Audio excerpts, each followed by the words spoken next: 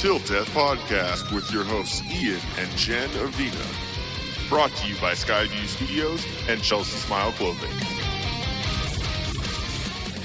Hey guys, how you doing? Welcome back to the Till Death Podcast. My name's Jen.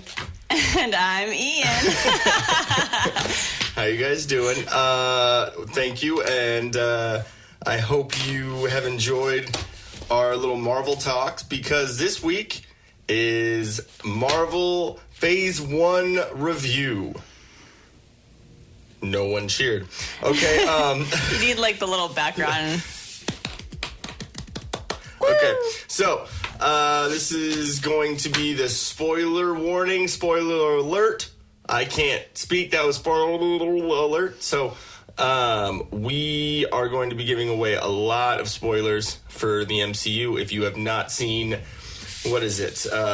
Iron Man, the first one, The Incredible Hulk with Ed Norton, Iron Man 2, Thor, Captain America, the First Avenger, and Avengers 1. Otherwise known as Avengers Assemble. If you have not seen those movies, pause, go watch them because they're awesome. Yeah, there's a couple of them that are kind of annoying, but they're still. Then come back. They're still very. What's the word? Necessary. Whoa, on the same page. They're very necessary for the world of Marvel, or the universe of Marvel, I guess. So what we're going to do first is we're going to tell you about Chelsea Smile Clothing. Chelsea Smile isn't your typical run-of-the-mill startup clothing line. Founded in 2017, they've taken over a decade of metal touring experience and adapted the clothing line to fit the times. They've searched for the best quality cotton and best denim to create their brand. You won't be disappointed. Styles change, family stays the same. Join the Chelsea Smile family at chelseasmile.co. CHELSEASMILE.co. If you go to chelseasmile.co and use the promo code TDP, you'll get 20% off your entire purchase. I do know that they're coming out with their spring and summer line soon. I think it'll hit in the next couple of weeks. I don't know if that promo code will be able to be used on that new spring line because it's the new clothing. But if you message them, I'm sure they'll be able to speak with you about all of it and give you all the info. Thank you very much, Chelsea Smile, for your continued support. Thank you. All right. Now, before we get into all the Marvel Phase 1 review, what we're going to do is a new little segment that we're trying to do, keep everything relevant with what's going on. And today is the 23rd of March? Sure. Is it? Yeah, it is. Okay. The 23rd, wow. My memory for dates is getting better. I don't know. Yeah, so we're recording this on Saturday, March 23rd, so I believe it'll come out Monday the 25th. Mm-hmm. So we're going to start doing some top news, just a couple stories that are going on right now. One thing that's affecting our area is the poppies in Lake Elsinore. Go figure, flowers. It's a bunch of flowers so people can take their fucking Instagram pictures and their selfies. Yep. While they're laying in the poppies.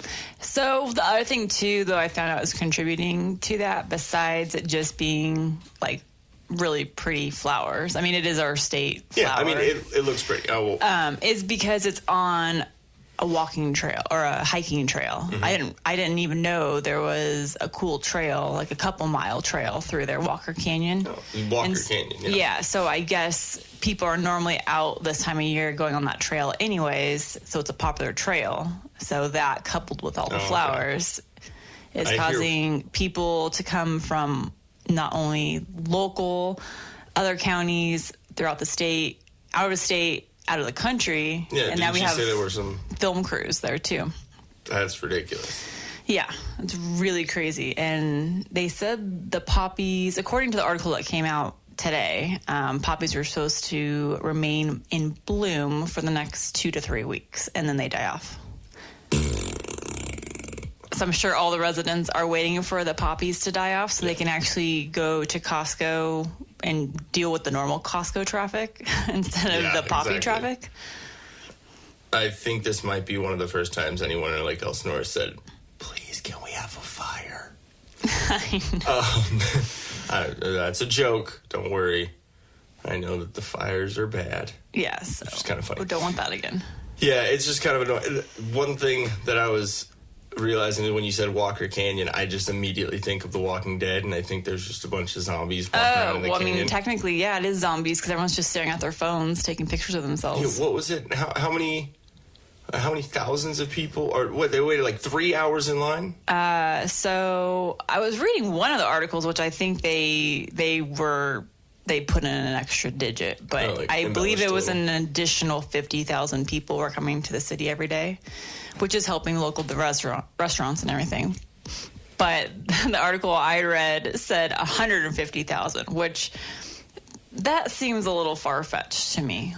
Because maybe they were talking about over the whole span. Yeah, maybe that's what they were talking about. But on a daily basis, I think they're getting about 50,000 is what's occurring. So that many people, considering I think that town only has a population of around 60,000 total. So basically double the population is what they're getting on the weekend. So anyone in Austin that is there during South by Southwest can understand how the feeling is over here. Just, okay, cool. Can you get the fuck out? Just go away. Yeah. Just don't come back. Thanks for visiting. Now please go home. Yeah, exactly. Yes, the flowers are amazing. Don't fucking move here. Okay, so one thing that I did want to mention about that too is you said you were just looking on weather.com and it's the first thing that comes up. Actually, yeah. Because we were hoping it was going to rain and cause people to not infiltrate the area. No, they'll still show up. Yeah, so that comes up on weather.com. It literally is like a huge story, like all over the big news channels. Or if you just go to like Yahoo or on Google, then it comes up right away. I mean, obviously it's going off of my zip code being, in Marietta. So it's like, oh, you live near there. So here's the big story. That could be a part to it. And, but it is just kind of crazy because it's weather.com. It's a little crazy. We're going to take a quick second because our dog is deciding to be an asshole and come up the stairs. Pause.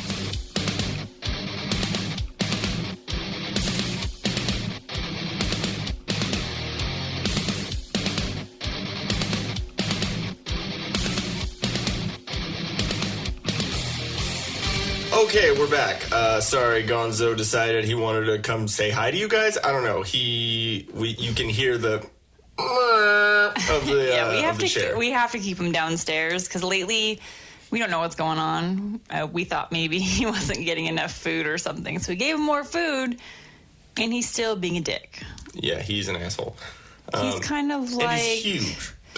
He kind of sounds like a millennial, just whining about everything. Mm-hmm. Doesn't have a job, still lives with his parents. Well, that's a good one. We're on the chubby side. So, anyways, we are back here. So, we were talking about the poppies in Lake Elsinore. I'm pretty sure I'm good on that. Yeah, we're good on the flowers. Yeah, so... welcome to spring, I guess. Oh. Spring forward off a bridge. So I am going to squirrel a moment. So since we are talking about flowers and spring. Mm-hmm. So. And our precious little flower downstairs. I'm going to give you guys an update on our plant situation because I have decided that we need real houseplants. So this is my first time trying. And not just succulents by Susan. We need actual plants. So I went to Lowe's and I bought some plants that were under $3 because I figured, okay, if one dies, it's only $3, so that's okay. And then I bought a money tree, which it's growing. I don't know what the real name of it is, but it's a really cool tropical tree, and it has kind of like a braided. It's like multiple trunks. I don't know, they're small. Yeah. What do you call it?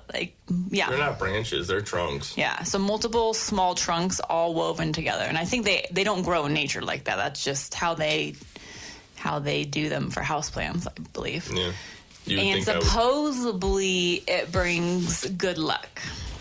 So we're going to be positive on that. And that's why it's in our home. And it's a cute looking little tree. We need to move it here in the studio. Yes, we do. Bring good luck. So we're getting more oxygen in the house with real houseplants. Exactly. And I think that's what's giving Gonzo the rambunctiousness. Maybe. I have no green thumb. I've killed a cactus. You would think I should have a green thumb. But so we're going to give you an update on each episode on has Jen killed the plants yet? So far, so good. And we've had them for a couple weeks. Kept a fucking fat eggplant fucking alive. I have, at least, for 11, 12 years. That's true. We're going on the 3. Yeah. Something like that. Okay. Okay. So next on the top news is James Gunn, the director of Guardians of the Galaxy 1 and 2, is back for Guardians of the Galaxy 3. Last June, I believe, he was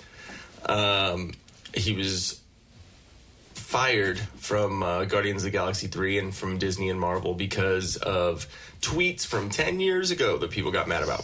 So, understandably, I read through some of the tweets. I have a couple of them here that I'll read off. A couple of, I mean, they're bad jokes. But it is Twitter, it is messaging, it is text, so it's very hard to convey tone. I'm sure if he really means what he said and he's actually talking about it, yeah, he's, whatever. But I don't believe he was. He's just not the best at telling dirty jokes through Twitter. That's just because nowadays everyone's fucking outraged by everything. Everyone has jokes, and when you put it on social media, everyone gets gendered. Everyone gets triggered. Thank you. I was like, wait, what's the other? Did you just say tindered? Yeah. Everyone gets swiped? What the? Wow, babe, you're hilarious. The bulletproof brain octane oil hasn't kicked in yet. It hasn't. Okay. Okay. So he watched the Expendables. The movie with all the huge action stars, Sylvester Stallone and Jason Statham and Terry Crews. Like, it's all of them. Whatever.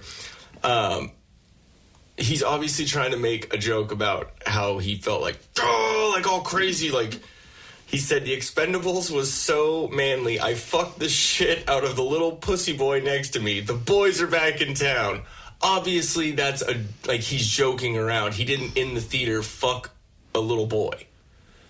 That's crazy to me how stuff is now blown out of proportion. But you can understand it's a bad joke. It's a bad joke. But it's still a little, you can tell it's a fucking joke. That's an obvious joke. It's not something that most normal people with a brain usually wouldn't have a problem with. Anyone here that is listening right now, I hope. But it's because Disney. I mean, I can understand that too, and it's kids and this and that. So, but I don't believe it was a Disney noticed it and said anything, because also Disney is about money, and James Gunn has brought in a lot of money with the Guardians of the Galaxy franchise. Yeah. So I'm sure if it was up to them, they would have been like, hey, delete that. Don't talk like that anymore. But yeah, he should have gotten money. a little slap on the wrist. Yeah. I think it was because some Twitter warrior went up and was looking just like the Kevin Hart shit. Water warrior. Little twat. Was going back just like with Kevin Hart when he was about to host the Oscars. And someone found 10-year-old tweets that he had already apologized for and came out for me, so he just backed down. He's like, I don't want to deal with it. So basically now what's happening is anything from your past is going to be brought up to be used against you. Yeah. Well, if that's the case, then all I have to say is not one person that is listening to this right now has always been a perfect person or is a perfect person right now. And not anyone in this world is a perfect person. Everyone has come from being immature and young and stupid and learned from that and now is a better person. I'm sure there are many things. I know there are many things that I've said that I felt when I was younger that I don't feel now, that I wouldn't say now. Yeah, but you have all these social justice warriors out there. And you're not allowed to redeem yourself. There's no, like, I was young and stupid. I shouldn't have said that, or I worded it incorrectly, whatever. I'm a different person now. You can't do that. Evidently, with James Gunn coming back, maybe there is some of a redeeming quality, which is kind of cool. Yes, again, his posts were not, the funniest jokes. But I mean, there were a couple that if you take them as jokes, it's kind of funny. When he said, "I'm doing a big Hollywood film adaptation of The Giving Tree with a happy ending. The tree grows back and gives the kid a blowjob." Exactly. Kind of funny.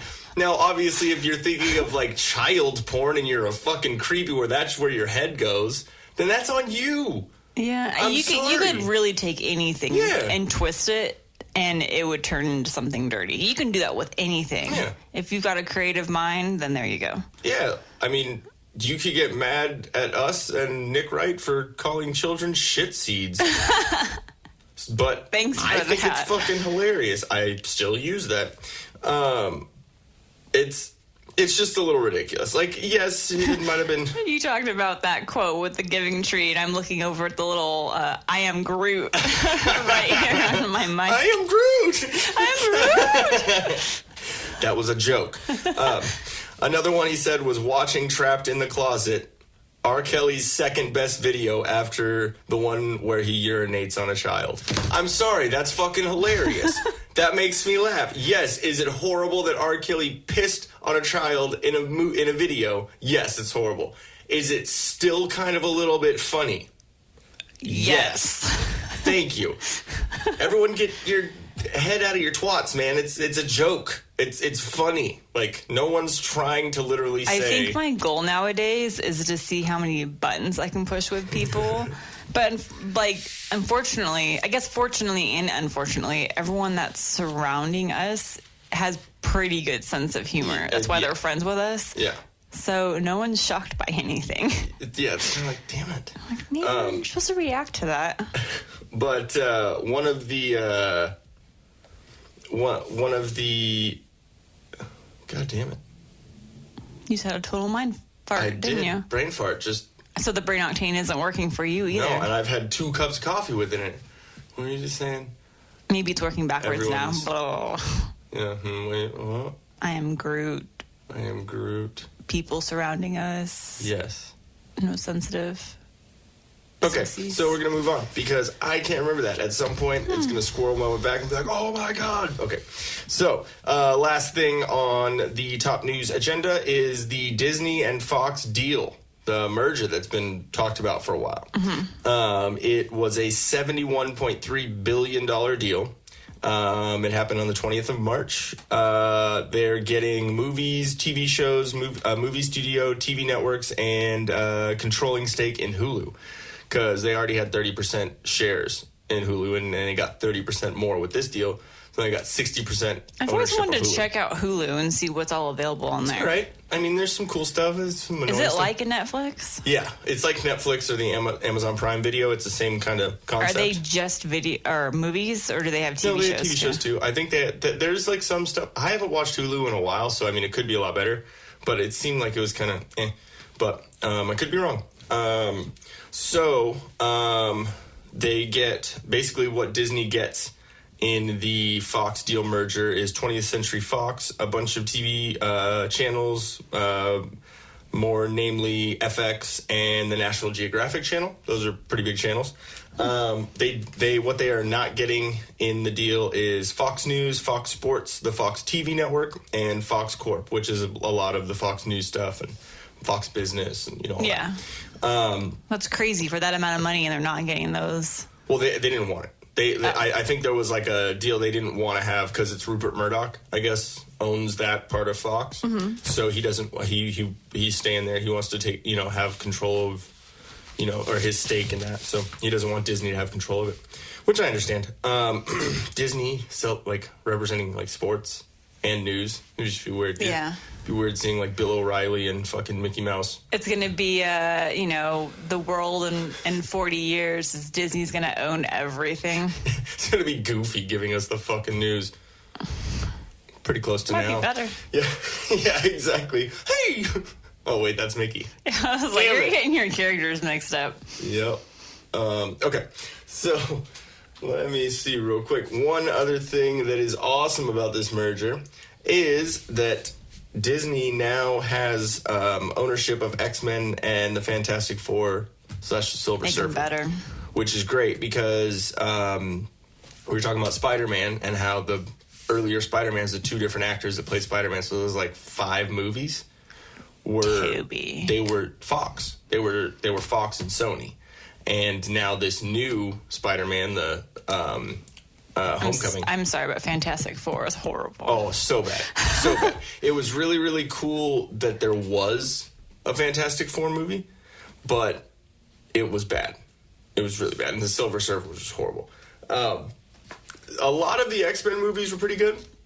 Yeah. I'll say they were pretty good. X-Men. But there were some things that were kind of annoying because in the comics and this and that, they're all intertwined. X-Men, the Avengers, the whole Marvel universe is intertwined.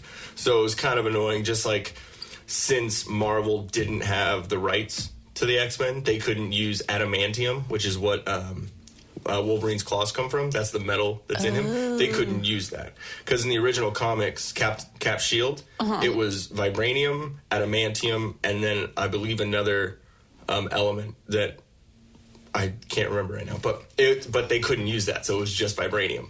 And then the reason why Chris Evans was the Human Torch and Cap is because they're different universes. None of those characters have anything to do with the MCU, which is good. Okay. But I've heard that John Krasinski, the Jim from The Office, I heard that he's been like top running to play Mr. Fantastic. Like the main Fantastic Four dude. You know what's funny? When you say that, it makes me think of Threat Level Midnight and him playing the bad guy, the Gold. What's his fucking name? I want to call him Goldmember, but that's the wrong movie. Mm-hmm. It's not GoldenEye because that's obviously... Yeah, so whatever that... Golden Face. Yeah. That's what it makes me think of Like if he's going to do some kind of superhero. Yeah, I mean... I think it'd be pretty cool. I think he's a pretty good actor. I mean, I saw him in a little bit of that movie about that political movie. Yeah, I think, or it was like a war movie or something like that. Yeah, but he was actually played a serious role in it. Yeah, so and then I've never seen Jack Ryan, which is a TV show on Amazon. I haven't seen that. Yeah, I've just never seen him in a serious role before. So obviously everyone knows his role as the comedian in and like funny Office, guy. But so seeing him there, he can act for sure. I think he'd bring a good supporting. Yeah, I think so. Like support to all that, especially just bringing in Fantastic Four. I have a big theory that since all this is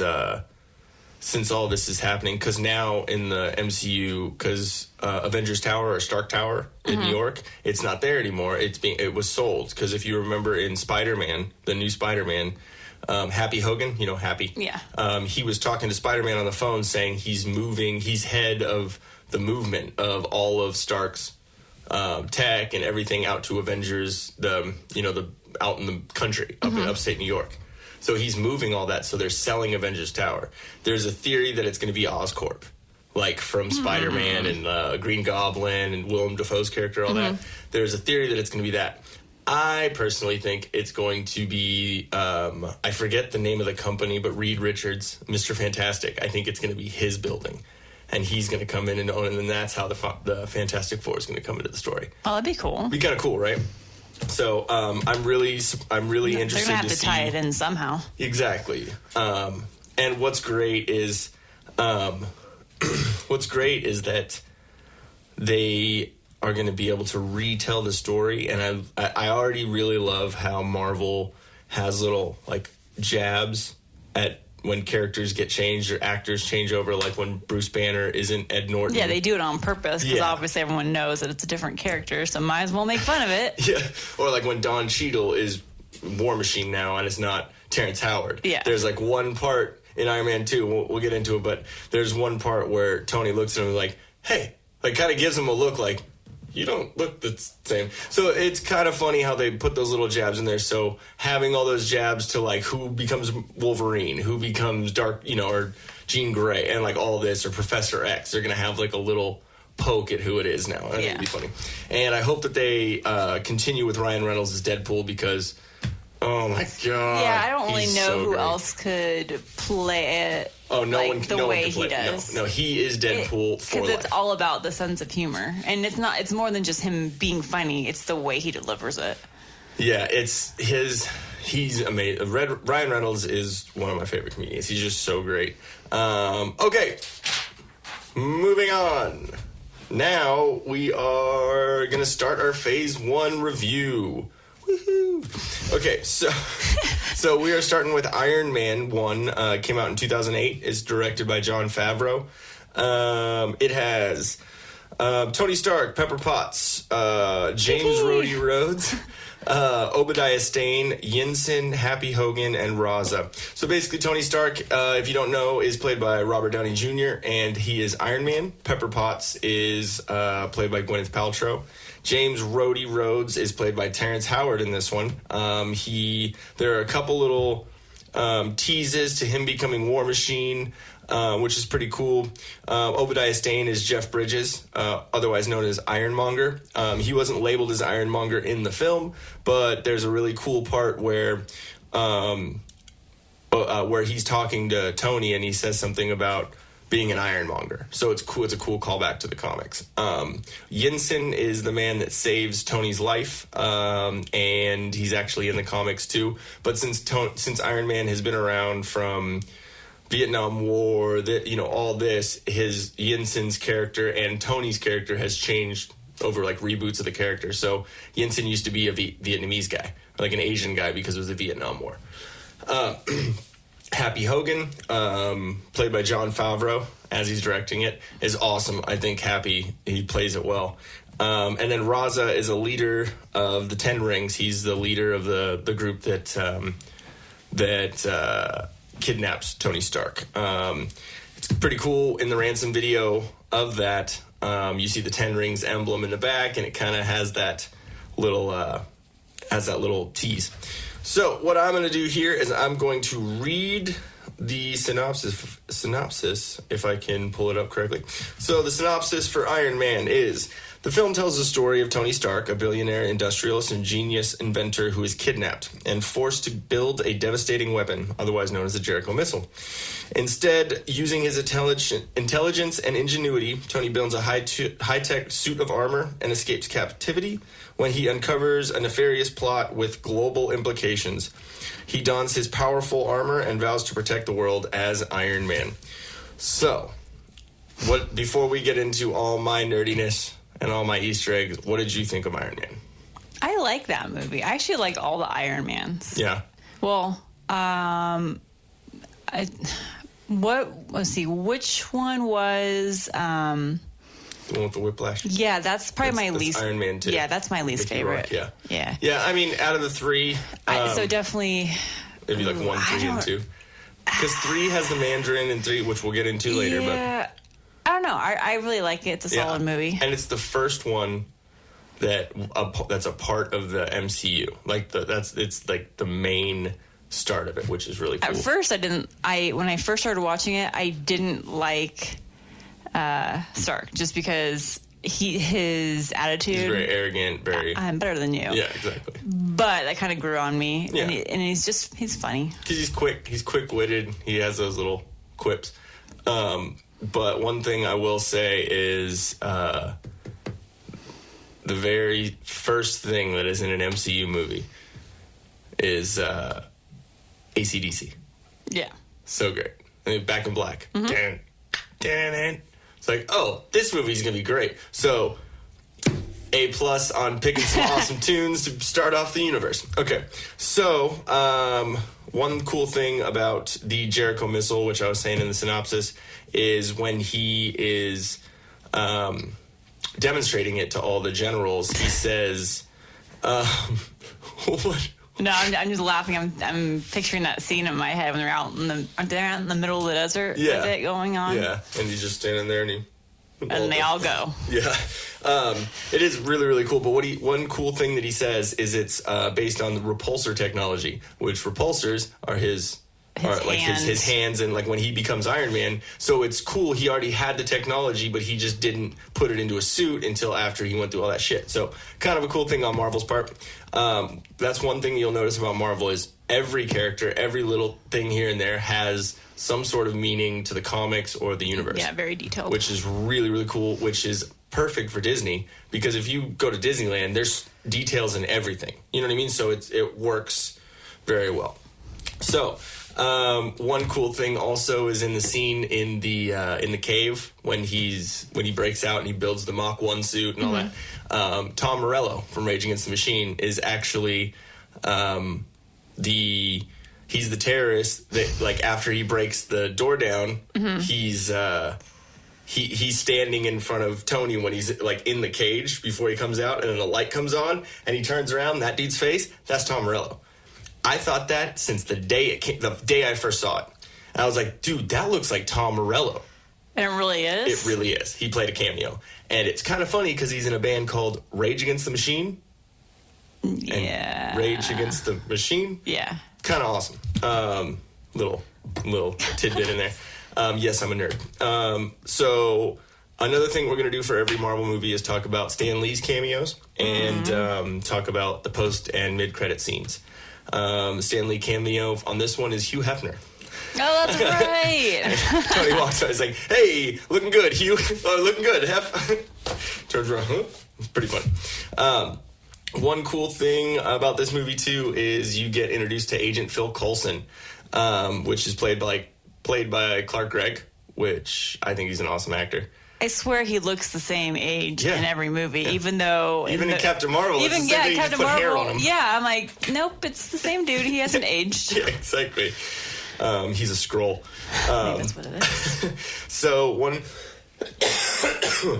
one cool thing about this movie, or his part, is that he was actually only supposed to be in the movie called Agent.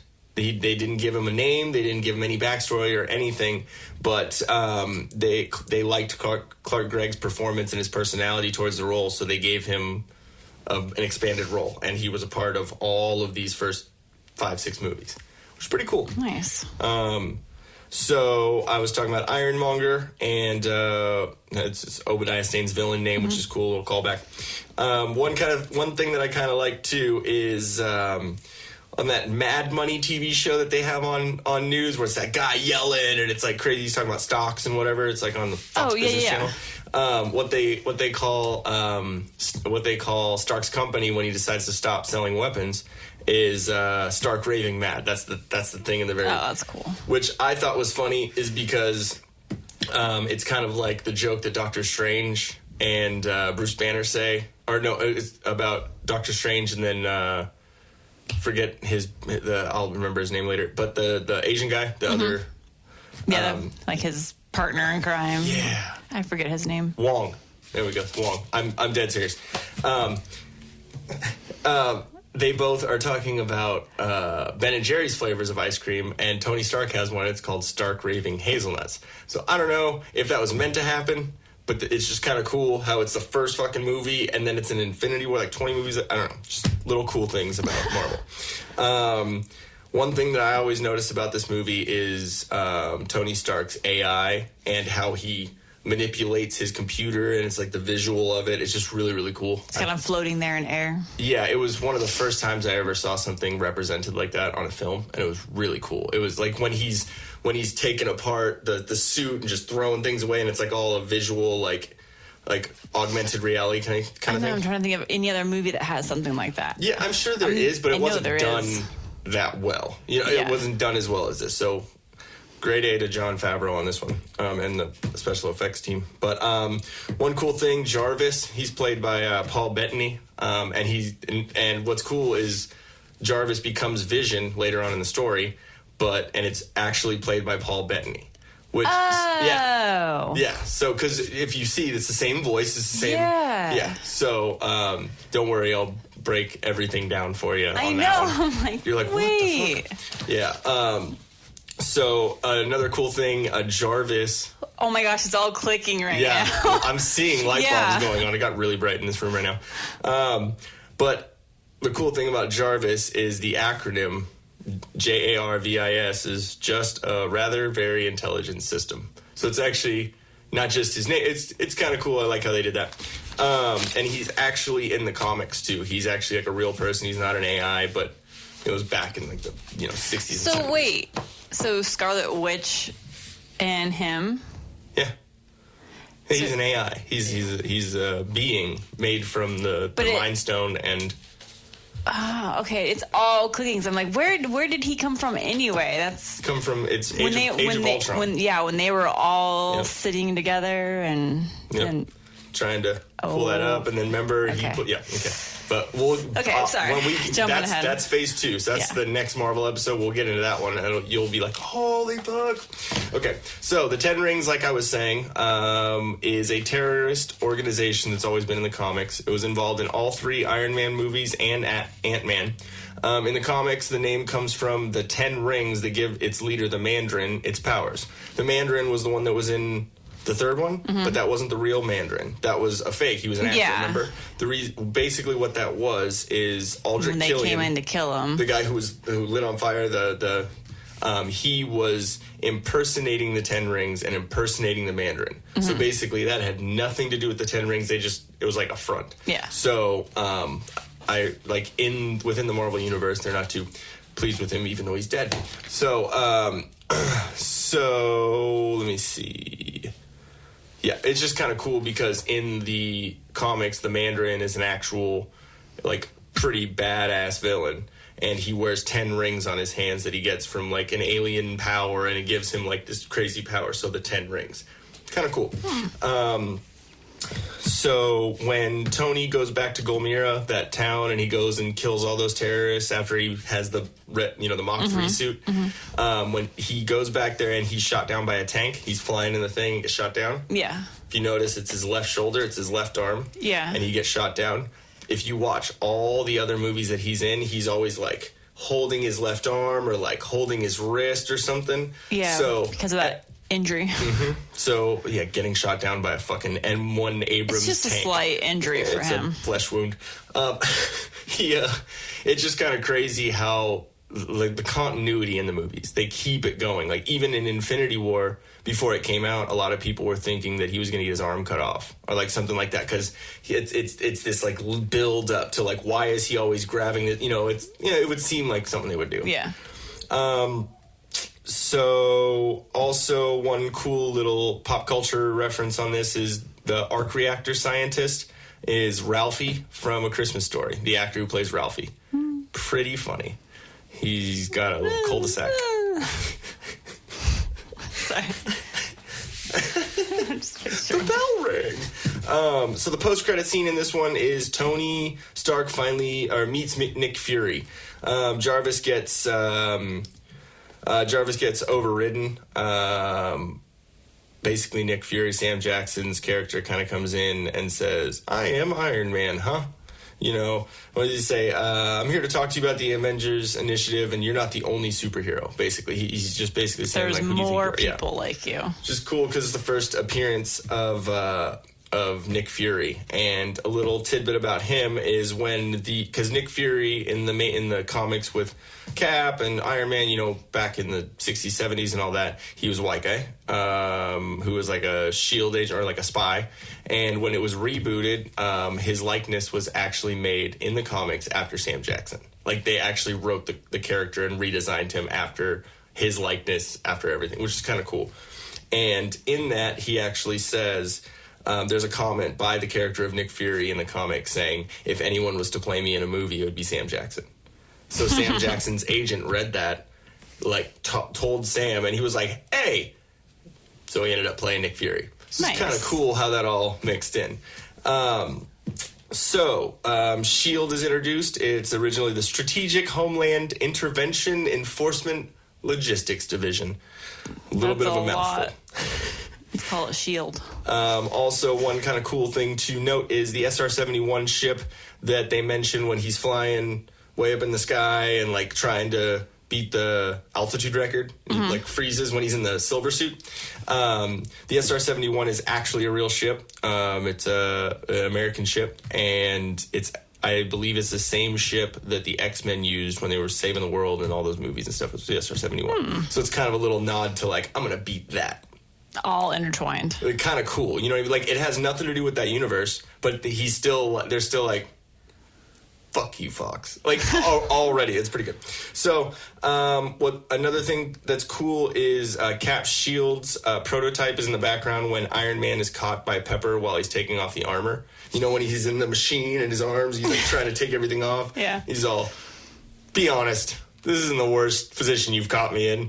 If you look while he's getting taken off, there's like a prototype for Cap Shield in the back. And I don't know if they like threw it in like after they realized they were going to make like a shit ton more movies, but that was kind of a cool little thing. Also, the benefit where Tony learns about Obadiah's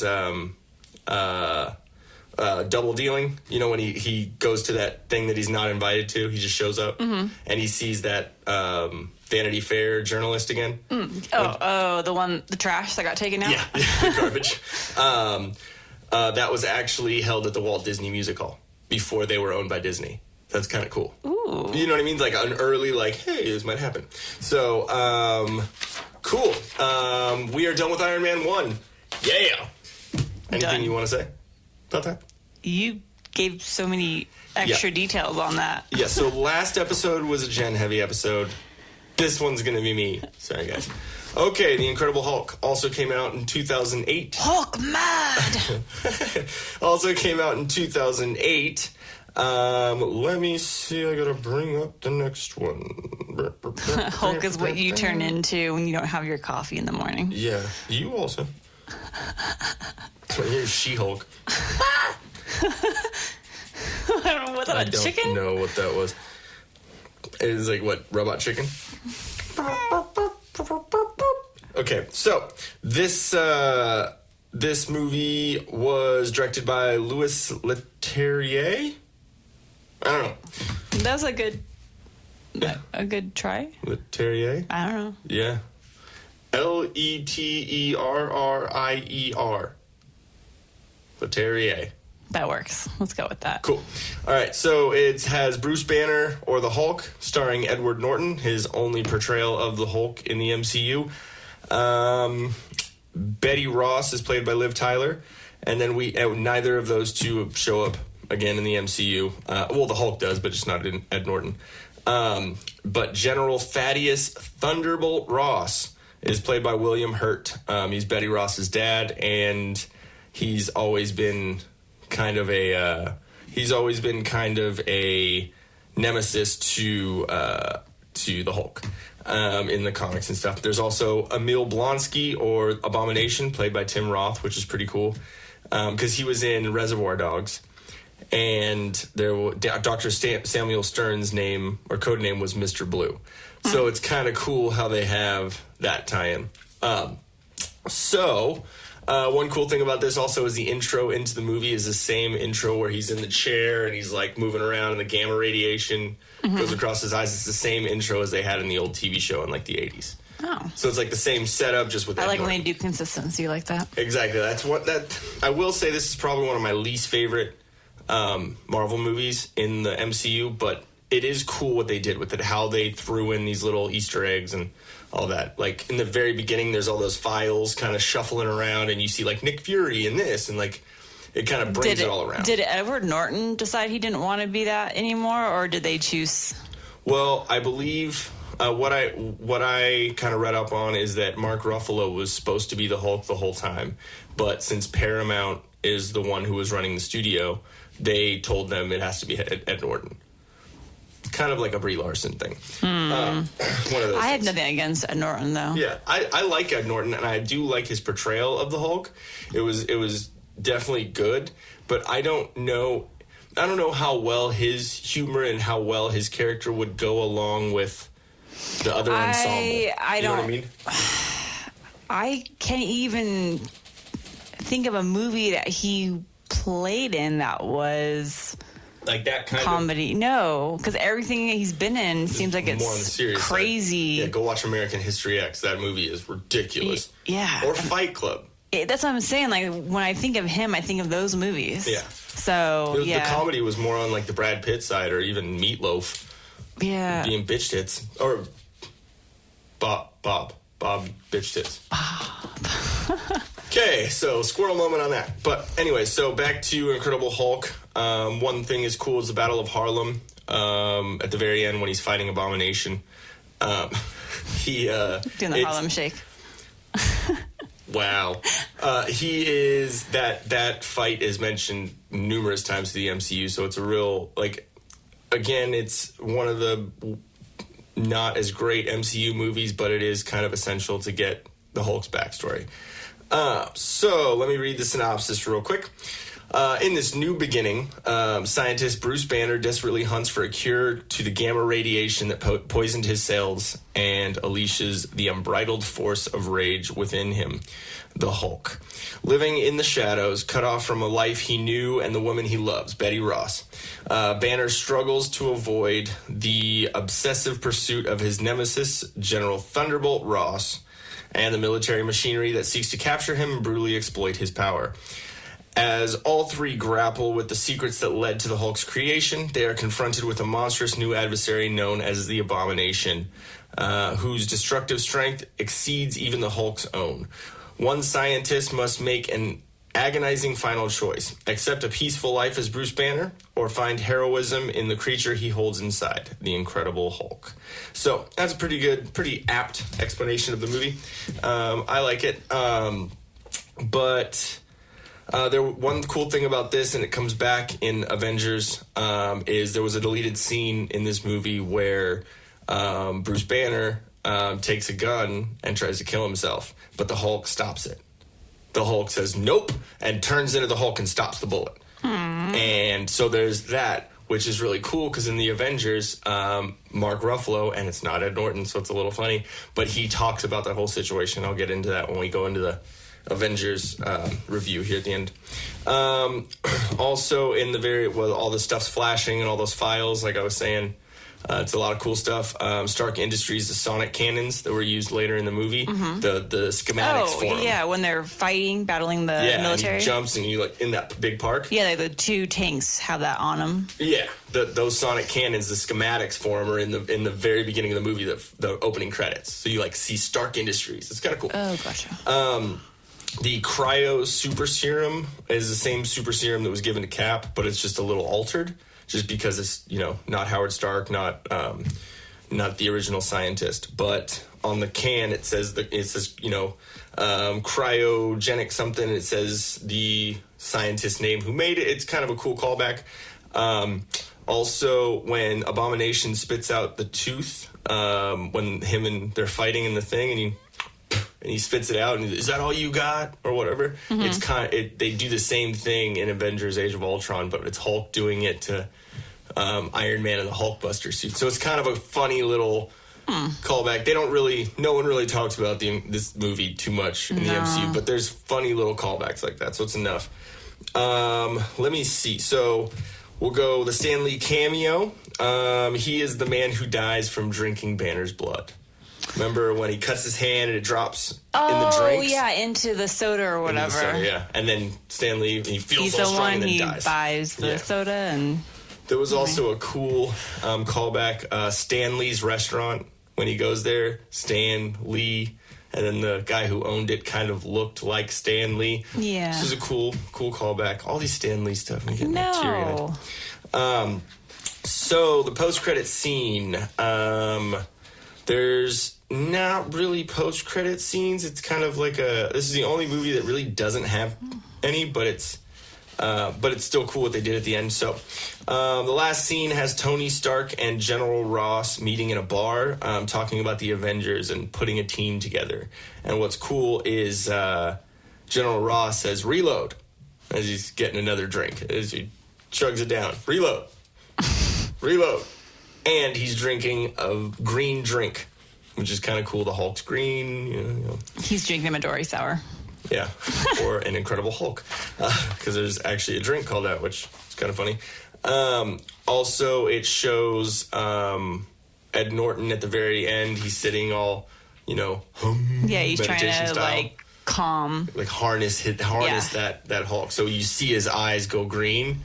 And he just smiles, but he doesn't turn into the Hulk. So he's trying to control those urges and that anger. Also, a kind of a cool thing that we'll notice in Captain America #1 is when he gets the super serum, you see his eyes. He opens his eyes. It's the same reaction that Cap has when he gets it injected. But since Cap's was pure, his eyes stay blue. They don't turn a different color. But since Banner's was like an offshoot of it, the knockoff of it, trying a recreation, his eyes turn green, and he just turns into the super soldier.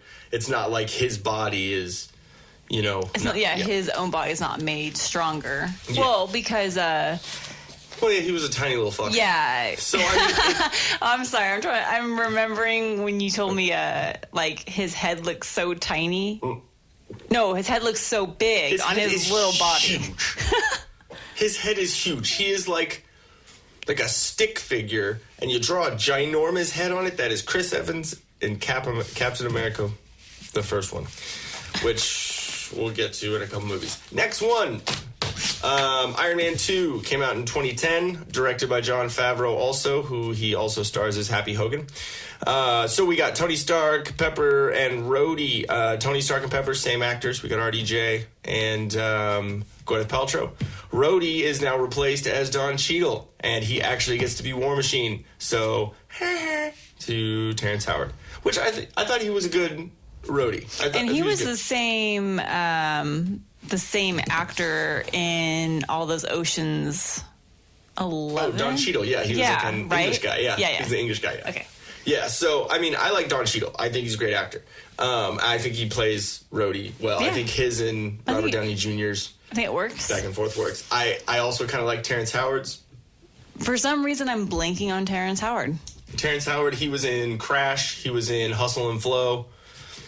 Crash, I saw, but I'm not remembering him. Let me see. I'm going to... I need to look him up. For some reason, I can't even remember him. I remember Don being... Wait, his name is Don. Don Cheadle. Donald He doesn't Cheadle. look like a Don. He doesn't. Definitely not a Don. Okay, so we are going to... I'm going to show you Terrence Howard so you can see his face. Let me see. Terrence Howard. Oh, yeah. Okay. Remember, he was Rhodey first. Rhodey, that just sounds bad. So, and I liked his portrayal of it. It was pretty cool, and you got a little line where he looks at the Iron Man armor and says, "Next time, baby." So it's kind of funny, but he didn't get to play him. Womp womp. So, Iron Man 2, Don Cheadle is James Rhodey Rhodes. Also, we have Mickey Rourke as Ivan Vanko, or Whiplash. Sam Rockwell as Justin Hammer, which I think he's fucking amazing. That he's one of my favorite, stupid people in this MCU. He's just so great. Happy Hogan, Jon Favreau. We also have Natasha Romanoff, played by Scarlett Johansson. So she's introduced as Black Widow. Also, her little alias name is Natalie Rushman, which was a callback to the comics, which was pretty cool. You have Nick Fury, played by Sam Jackson. And I believe that's our cast here. So what we're going to do is we're going to read that synopsis, because I did that a little late on the Hulk.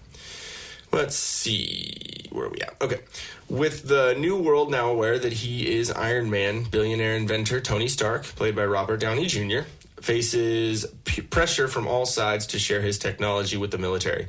He is reluctant to divulge the secrets of his armored suit, fearing the information will fall into the wrong hands. With Pepper Potts and Rhodey by his side, Tony must forge new alliances and confront a powerful new enemy, which we will know as Whiplash. So, first off, the funniest fucking thing about this movie is Justin Hammer's spray tan. He has it on his hands. The insides of his hands are orange as fuck. That's because he applied it himself.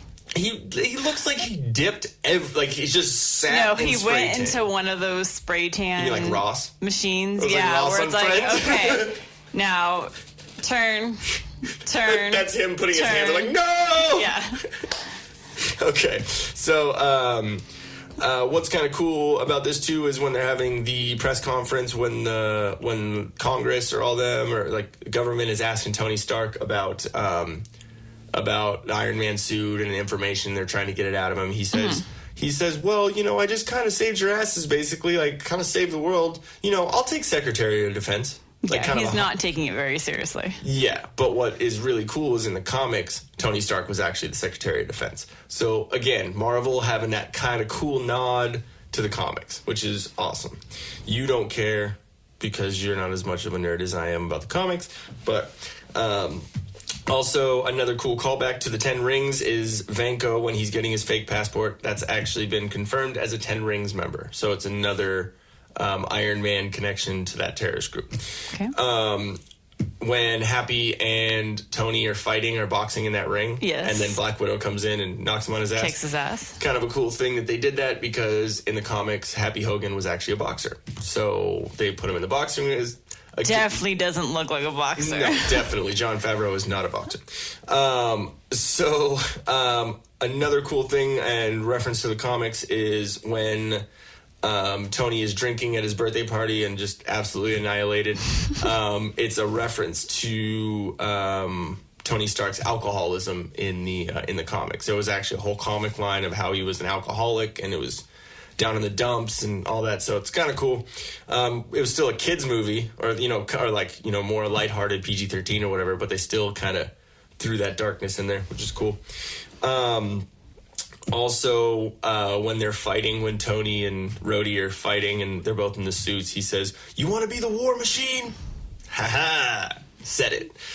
It's kind of like one of those Family Guy moments where where Peter's in the theater and they're talking about when he says the line of the movie in the movie. He's like, "Ha ha!" It's the way I am when I see that stuff. Also, the new element that Tony invents because his little arc reactor, he has plutonium basically in his chest. So it's killing him. He does a little blood toxicity report throughout the movie, and it gets increasingly worse.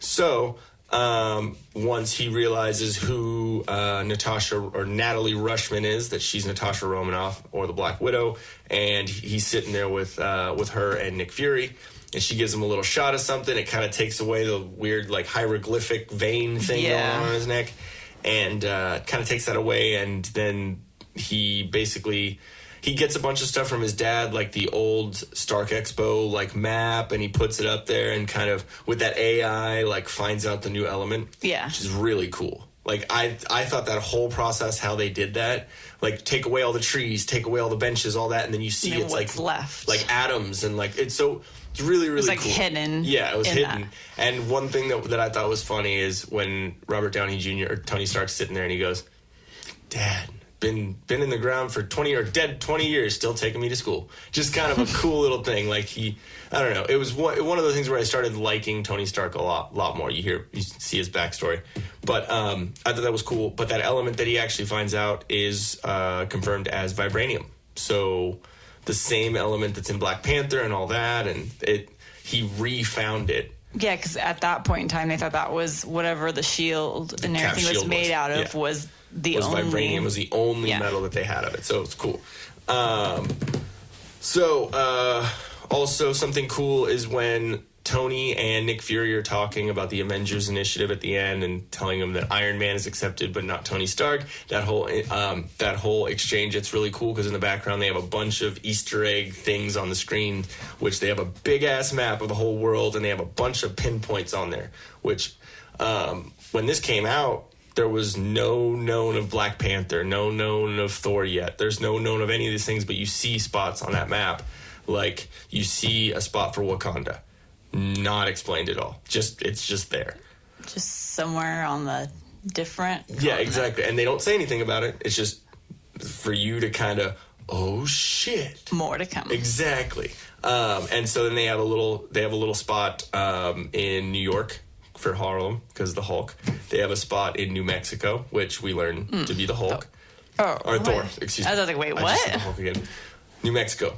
We know that to be Thor. Obviously, there's one in California, which is Iron Man, because he's in Malibu. And then one that we haven't seen yet, there's one in the middle of the ocean. Atlantis. But Aquaman is not a part. Aquaman is DC. Oh, that's right. So it's completely different. But way back in the day, they had a spot for Atlantis because in the MCU, there is Namor, the Submariner. He is basically Aquaman. So what they're going to do, I just heard that they're actually going to do that, which is going to be interesting to see the differences between the two of them. You know, it's kind of like Wonder Woman and Captain Marvel. Like they're both separate, but they're kind of, you know, a little crazy, right? Yeah. So it'll be interesting to see that. You still haven't seen Aquaman. I thought it was all right. I thought it was pretty good. You can watch it by yourself because you want Jason Momoa. It's fine. When the Black Widow movie comes out, I'm watching that by myself. You can watch your girlfriend. I'll watch my boyfriend. Watch it. What's really, really cool, so if you see throughout the movie, actually when the Stan Lee cameo comes up, he plays Larry King, but that where he's walking down where Tony Stark, it's kind of like a POV, like a point of view, like camera, and he's like walking down, meeting people, you know, paparazzi kind of thing. There's a kid in an Iron Man mask. Like he has a little mask. He's a little 10-year-old kid or whatever. Oh, yeah. And he's at the end of the movie too when all excited to meet Tony. Yeah, and when Vanko takes control of all those new droids or droids. The fuck. Wrong These movie. are not droids you're looking for. When they take over and he sees the kid in the Iron Man mask and he's about to blow him up, Tony saves him. That has been confirmed that kid is actually Peter Parker. Little Spider-Man. Tom Holland. So that's what kind of influenced him, and that's what's cool about Tony That's Stark. why he's so obsessed with Tony and wanting to Exactly. meet him and everything. Exactly. So that makes sense now. So you see what I mean? There's so many cool things in this whole universe that connect everything, and it just makes the little nerd in me like so fucking excited. One thing also there's a map of Antarctica at some point in the movie where it's something that Tony gets from his dad with the map, you know, all that. It's actually where his dad was looking for Cap after he went into the ice. So that's kind of a cool callback. Cap's shield uses a placeholder when he's trying to make that elephant. He's like, that element, and he grabs it, or Phil Coulson gives it to him, and he just puts it up underneath, as like hoists up the little thing. He's, oh, perfect. It's all level now. It's kind of cool, and you like that because you don't like Cap. Yeah. But it's kind of cool because it kind of teases their relationship.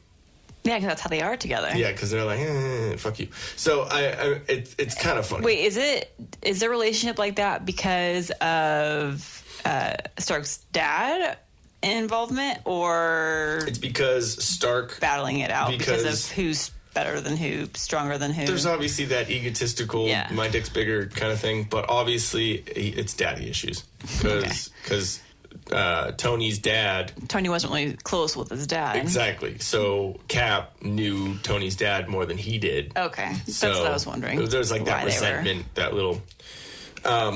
So also, this is a cool little Easter egg is in the in the restaurant in Monaco before the race.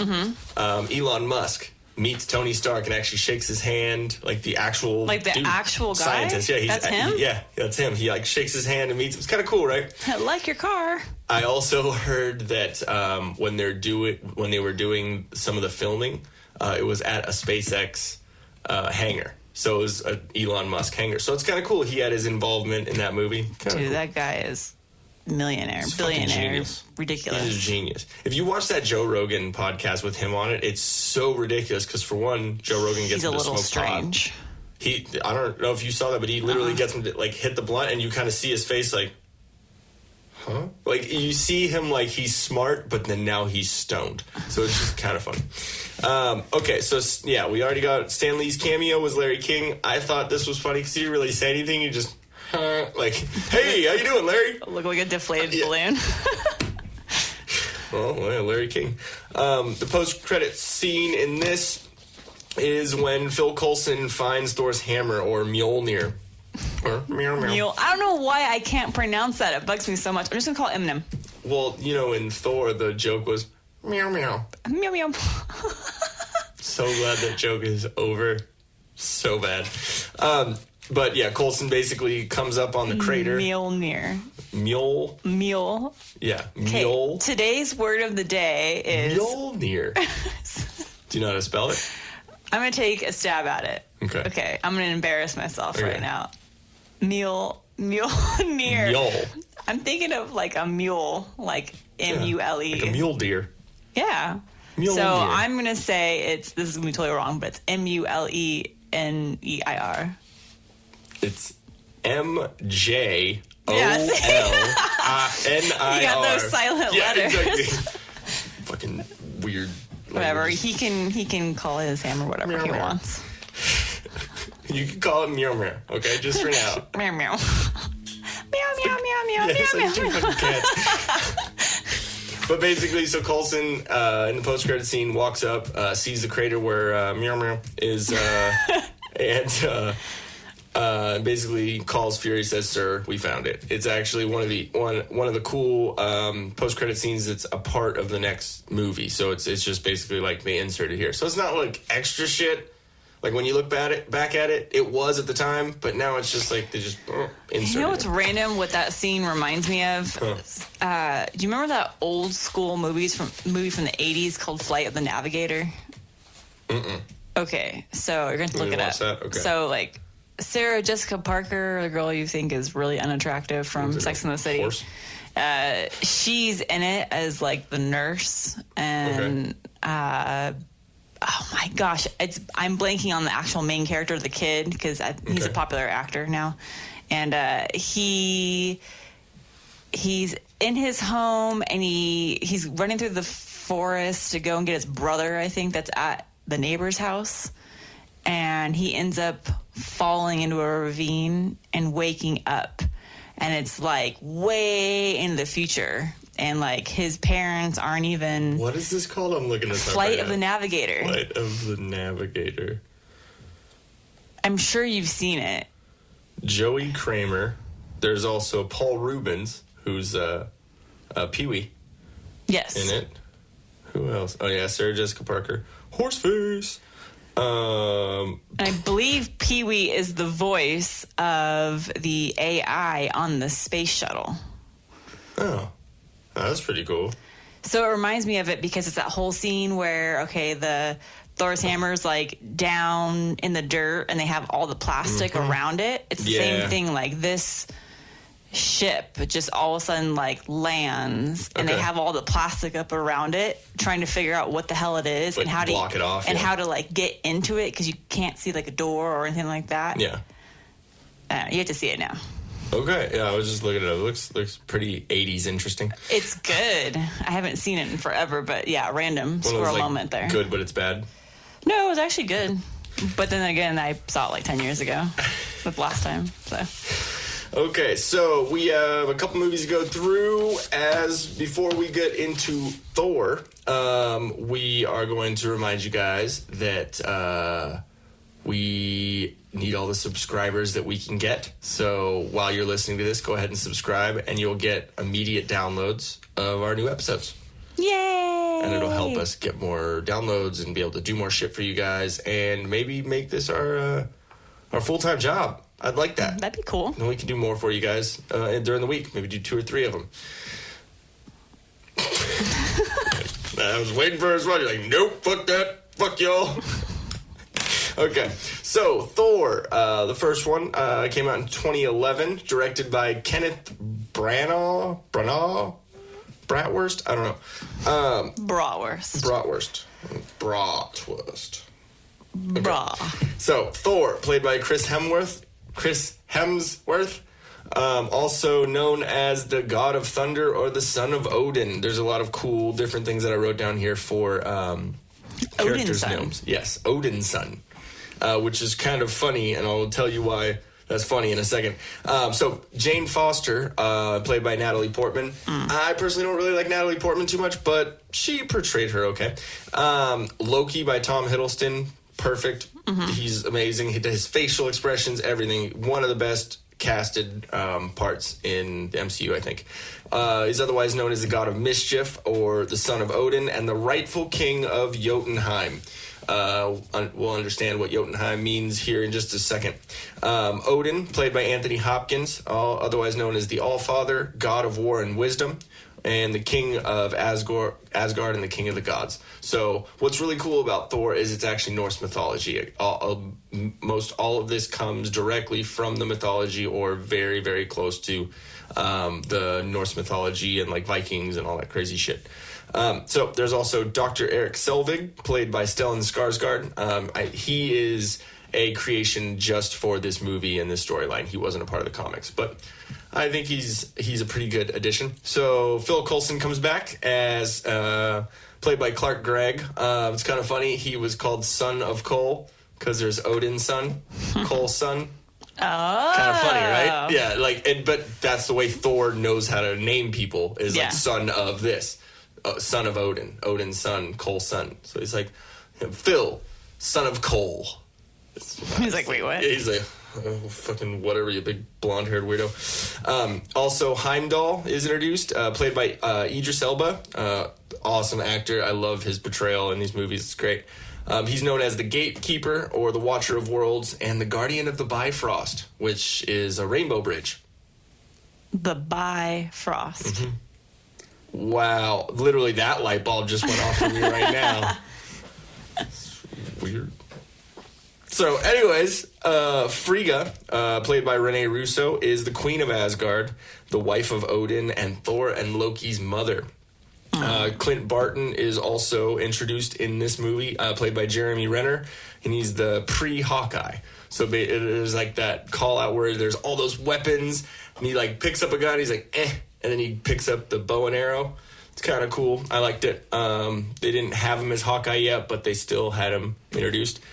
The first cosmic movie is going to be Thor. So there's a lot more cosmic relation to everything. So here we go. Let's go with the synopsis real quick first. And also, most all of the information that I'm getting is from the Marvel Cinematic Universe wiki. I think it's marvelcinematiCuniverse.fandom.com. So if you have anything on there that you want to check out, it's a great website for all us nerds out there.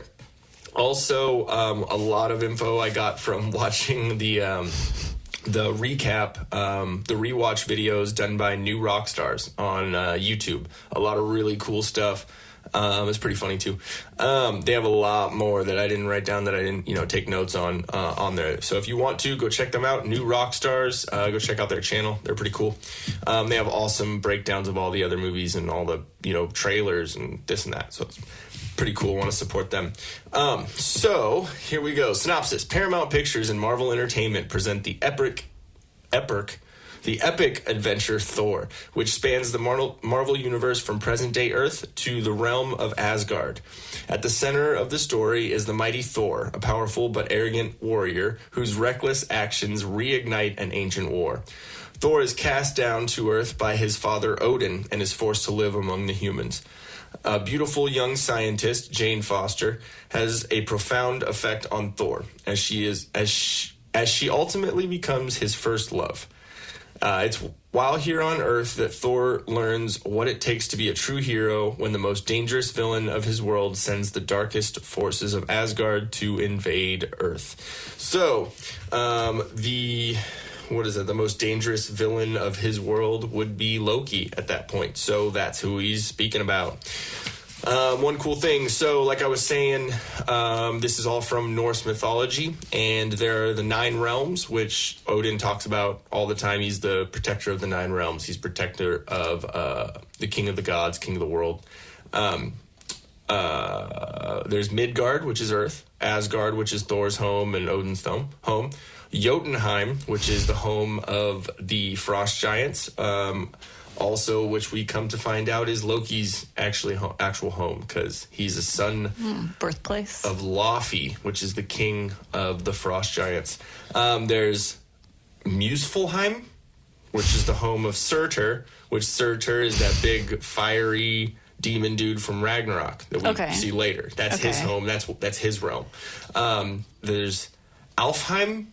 It's not really seen yet. It's home of the light elves from the comics. So, And from the mythology... There's light elves and dark elves, right? Exactly. So the light elves I don't think we've seen yet, which would be kind of cool to see them. Vanaheim is seen in Thor 2. It's where... remember... I forgot his name, but from Ragnarok, the big rock creature. His buddy, he's that Australian accent. No, couldn't even tell you. Really? Okay, we need to rewatch Ragnarok again. Yeah, I think so. I think we skipped that on this rewatch for you, so maybe we'll watch those last couple ones again. But yeah, that's really the only time we see it or talk about it. There's Niflheim. Not good at pronouncing all these. It's the home of Hela. Which is Thor's sister, which we end up seeing in Ragnarok. So cool that all of this is recalled in Ragnarok. It's like it brings it all back, which is one of my favorite MCU movies. But yeah, Niflheim is Nickelheim. There we go. Niflheim. There we go. Niflheim. Niflheim. It's very snowy there. Yeah, that's what I was gonna say. Home of Hela, which is Thor's sister and played by Cate Blanchett, which she plays it really well. I really liked it. Which is funny because her name's Hela, and Niflheim is actually represented as hell in Norse mythology, which is pretty cool. And that's where she's from. Yeah, so, makes sense. Then Svartalfheim is the home of the Dark Elves, which we see in the Dark World. Okay. Which is Malekith. I remember way too much about all this shit. Then the final realm is Nidavellir, which we see in Infinity War, which is where we have the dwarves.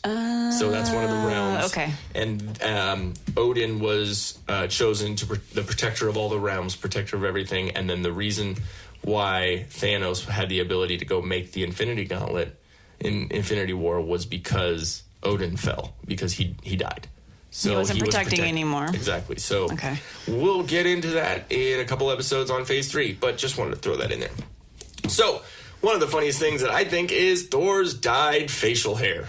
You keep bringing that up. I didn't even really notice it.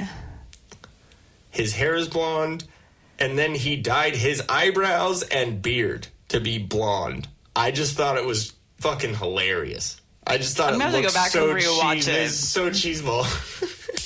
Okay, so one cool thing is when they go into the weapons vault, Odin's weapon vault.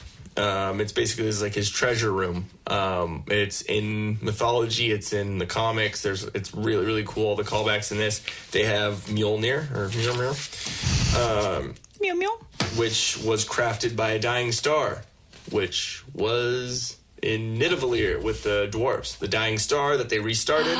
Boom. Oh. That's where Mjolnir was made. Wait, so the dying star that they restarted to go ahead and get the thing going to pour. Yeah. Oh, okay. It's the same. That's the same dying star. Thor's hammer. Yeah, that's the same as Mjolnir. It's where they was all made. Okay. That's why he has all the casts, all the molds. Yeah. Because that's where all the weaponry's made. And it's what's his name? And it's the little, which looks big. The little person. Is that what we're supposed to say? John. No. It's the dude. It's not Little John. No, it's the guy from Game of Thrones. Yeah, I forgot his name. I should know this. Let me see. When he's made to look like a giant. Yeah. Like, really? You it's the giant dwarves? Yeah. Let me see what is his name? He is definitely worth mentioning because he's actually an awesome actor. Oh, Peter Dinklage. Why am I thinking John? I don't know. Maybe he plays the part of a John. I haven't seen that show, so I don't know. Okay, so wait, Peter Dinklage. Okay. Peter Dingleberry. So there's Mjolnir. There's also the Eternal Flame, which comes from Surtur again in Ragnarok. When they have the flame and he puts remember at the very end when Loki puts Surtur's helmet in the eternal flame, and then he comes back and destroys Asgard and kills it all. That's in this movie too. So it's really cool, all the little things they bring up. There's also a thing that people have been saying is the Org of Agamotto, which is from Doctor Strange, which is pretty cool. And there's if you literally have to pause it at split second notice, but there is a shot of the Infinity Gauntlet, which we come to find out later in Ragnarok is fake, because it has all the stones in it, and it's just basically something that people would try and steal so they can take care of it. One cool thing, when at the very end, when they have the end fight and they're in the town, when the big steel dude comes, all that. As they're entering into it, there's a billboard that says "Journey into Mystery, the Land of Enchantment." Really, really cool, because all the Thor comics and all these characters started in a comic series called Journey into Mystery. So it's just, again, cool little things. All those details. Yeah, which make it amazing, which make you want to watch it again and make you want to pick things out. Another cool thing, a little Easter egg, is on Mjolnir, the Norse writing that's on it, the little around the ring. It says, "Whosoever holds this hammer, if he be worthy, shall possess the power of Thor," which is the same thing that Odin says. It's the same thing in mythology. Just fucking cool how they do all of it. I like there's the Avengers tease with Hawkeye where he gets the bow and you see it. So the end credit scene in this one is Dr. Selvig and Fury talking about and viewing the Tesseract when he opens the case and it's the cube and all the and what's cool is Loki is actually, this is like a precursor to Avengers, because you see Loki controlling Dr. Selvig, saying, "Oh yeah, let's work on that," or "Oh yeah, let's see what we can do with it." So basically, Loki can have access to the Tesseract, which has so many more implications than I thought it would. Watching this at first, like the Tesseract is crazy in this world. Stan Lee cameo at the very beginning, or not the very beginning, when all those people are trying to lift the hammer out of the ground or whatever in the crater, Stan Lee is the truck driver that hooks his truck back up to it and it rips his bumper off. He's the guy that and he turns around. And it's just tiny little, I love it. So great. Aww.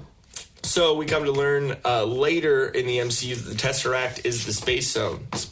Space Stone. The Space Zone. Sounds like Discovery Zone. Which, if you don't know what Discovery Zone is, I'm sorry that your childhood was fucking horrible. Go look it up. So the Tesseract is the Space Stone, which is one of the Infinity Stones that Thanos is coming after. Also, one cool thing to note in this is Tonsberg, Norway. It's the same town, same city that is brought up in a lot of MCU movies, and it's the origin of a lot of cool older stories. One thing to note that's cool is Odin's eye patch. It's the same eye that Thor ends up losing in Ragnarok. Right eye. Oh. So it's kind of cool. They both lose the same. They do. And then when Hela hits Thor in Ragnarok, you hear her say, "Now you start to look more like him," because talking about her dad. Yeah. So, a cool little nod to Bruce Banner. Selvig at one point says, "I used to know the top professor in gamma radiation," which is Bruce Banner. It's another little throwback on that. Throwback or a callback, or I guess an Easter egg, a little tease to Ragnarok is Loki talking about secret pathways into Asgard, and that's how they kind of get out and escape, and because the Bifrost is destroyed. So I think that's kind of cool. One thing that I don't know how many people noticed, and I'm pretty sure you didn't either, is Odin's ravens. Odin's ravens in the Norse mythology and in the comics books were actually there that told him about, that kind of warned him of things and warned him of Ragnarok, which is actually the destruction of Asgard. That's what it means. So if you watch where they're making Thor king, or that whole coronation, I guess is what it's called, they're on that big backdrop behind Odin. Yeah. There's one raven here just chilling. Yeah. And it's like a big part of Norse mythology. So it's just cool how's that the presence of them? Yeah. Like is bad? No, it's good. It's really cool that they put that in there because they're basically Odin's like watchers and they, warn him of certain, Gotcha. Okay, like just meaning that they're going to be there to assist him too. Yeah. So it's not just a funny line in the Anchorman movie. Oh, great, Odin's Raven. It's not just a funny line. Oh. It's actually a fucking thing. So, crazy. So, anyways, that is Thor. I definitely liked that one better than The Dark World. Yes. Thought The Dark World was a little shitty. There were some cool things in it, but it was like my second favorite Thor movie, I think. So, real quick, before we get into the last two, did you like The Incredible Hulk? It was okay. Kind of the same feeling I did. And what about necessary, but not great. Yeah. What about Iron Man 2 and Thor? Not a huge fan of Iron Man 2, like I said in the very beginning. Some cool stuff. It was cool, some cool scenes, but again, not my favorite. Mm-hmm. But I didn't really like Thor. Yeah, Thor was cool. I was all brought up and stuff, and then they fucked it up with the second one, which we'll get into on the next Marvel episode. So, next one up is Captain America: The First Avenger. Your favorite. It's a joke. Made in 2011, directed by Joe Johnston. We have Captain America by Chris Evans. Peggy Carter, played by Haley Atwell. We have Sergeant Bucky Buchanan Barnes as BBB. Sebastian, the Better Business Bureau. Mm-hmm. Sebastian Stan is the actor portraying him. It's actually a little tease to the Winter Soldier. And we have Colonel Chester Phillips, who played by Tommy Lee Jones, which I completely fucking forgot that Tommy Lee Jones is a part of this MCU. It's great. Johann Schmidt, played by Hugo Weaving, otherwise known as the Red Skull. We also have Howard Stark, played by Dominic Cooper. Don't really know him from anything else. Dr. Abraham Erskine, which is played by Stanley Tucci. He is the one that makes Steve Rogers, makes Captain America, basically. Mm-hmm. He's the one who makes the serum. And then we have Jim Morita, who is played by Kenneth Cho. One cool thing about his character is his character in this, Jim Morita, is a part of Captain America's like little band of, like his army guys or, whatever, military guys. And he is the grandfather of Principal Morita in Spider-Man Homecoming, the principal of Spider-Man school. I don't really know much about Spider-Man because I haven't really watched most of those. I don't think that was actually in the comics, but in that movie, it's the same actor, Kenneth Cho, and if you see in the background, up on the back, there's a picture of his grandfather, who is Jim Morita. So it's really cool. They bring everything back and intertwine it all. We also have Nick Fury. He played by Sam Jackson again. I think Nick Fury is in every fucking movie. There's just a mention of him. He's like Dan in our podcast. So Dan, you are Fury? You're Fury, and you need to wear an eye patch. Do not do blackface. That's not okay. You cannot do that. Okay? But you should definitely dress up as Nick Fury. Because, for our podcast, when we have a part... Alexa, order Dan an eye patch. Buying. So, Hydra is a bedazzled one. Wow. Alexa, order Dan beard bleach. So you can look like Thor, bro. So Hydra is introduced, and it is the arch nemesis of S.H.I.E.L.D. and Captain America in the comics. So they are finally introduced into the MCU.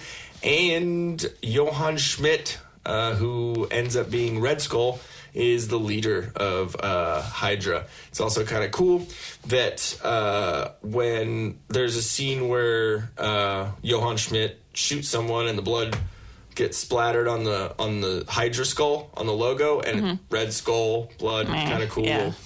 Call out to what's going to happen. So as we were talking before, Chris Evans as a kid or as a tiny little skinny kid, it is the worst. It is the worst CGI, and they do amazing CGI, like the Sam Jackson. Yeah, why do they have to put a big balloon on his body?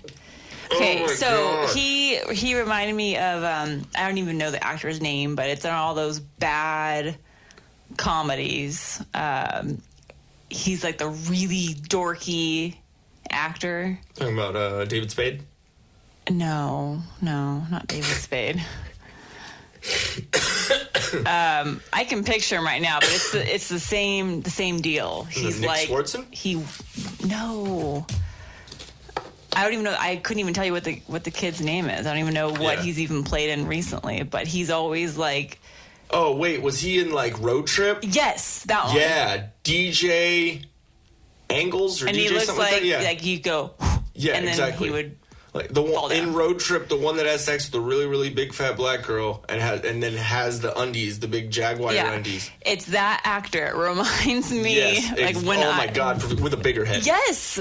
It literally looks like you took like toothpicks and like made a human body, arms and legs, and the middle, and then you put a fucking kiwi on the top of it.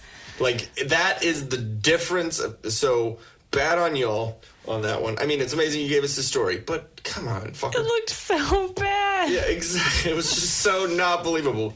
Fucking hilarious. Okay, so what we're going to do right here is I'm going to give you the synopsis. So, Captain America, the First Avenger. Where are we at? Okay. Born during the Great Depression, Steve Rogers grew up a frail youth in a poor family with a ginormous head. Horrified by the newsreel footage of the Nazis in Europe, Rogers was inspired to enlist in the army. However, because of his frailty and sickness, he was rejected. He had like asthma and this, all the craziness. It's weak. Yeah, exactly. Sick. Overhearing the boy's earnest plea, General Chester Phillips, or Tommy Lee Jones, offered Rogers the opportunity to take part in a special experiment, Operation Rebirth. After weeks of tests, Rogers was at last administered the super soldier serum and bombarded by Vita rays. Steve Rogers emerged from the treatment with a body as perfect as a body can be and still be human. So Vita rays, it's the new way of taking your vitamins. Fuck paleo. Some gamma radiation, some Vita rays, bro.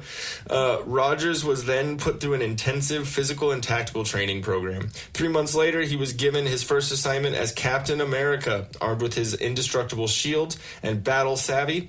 Captain America has continued his war against evil, both as a sentinel of liberty and as a leader of the Avengers.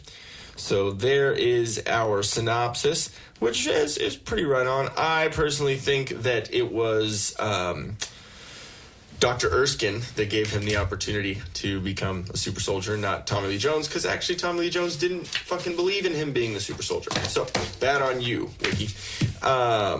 So, let me see. Okay, Armin Zola, the guy with the glasses, a little nerdy. Gargonzola? Yeah. Wow. Armin Zola is in the Winter Soldier also. He's the AI. Remember the computer and the whatever? Mm-hmm. Yeah, when they go deep into the mountain or whatever. Yeah, so it's kind of cool they have him in there. It's also cool that they, at the very end of the movie, they tease him working with S.H.I.E.L.D., because that's how he infiltrates S.H.I.E.L.D. and becomes the AI and, all that. Okay. It's kind of cool they do this in this movie. Also, one cool thing is Cap selling war bonds. When he's doing the punching Hitler, all that and whatever. Yeah. He actually did that in the comics. The comics were actually used a lot for war propaganda, and because it was taking place during the World War II and all that, and so they would actually have Cap in the comics selling war bonds to the readers, and try to do that or convince their parents to go buy war bonds and stuff to help the war. So it's kind of cool how they mix that in there. A little interesting actual American history, not just Marvel history. That's cool. What's really cool too is the first comic that Captain America appeared in was in March of 1941. So that's dang. It is like 70 years ago, something like that. Yeah, it's a little crazy. And in 1941, it sold almost 1 million copies. Dang. So Captain America is pretty dang, like, famous for a while. Well, also look at the times. Yeah, exactly. Captain America. War and... Yeah. And what's really cool is a lot of the scenes in this, the way it was shot, the way all that, it was definitely in that vein of old, like, movie reel where they play, like, the, you know, like, news of the war before the movies or whatever. Yeah. Kind of cool. So Jim Morita, I mentioned all that about him being the grandfather of Principal Morita.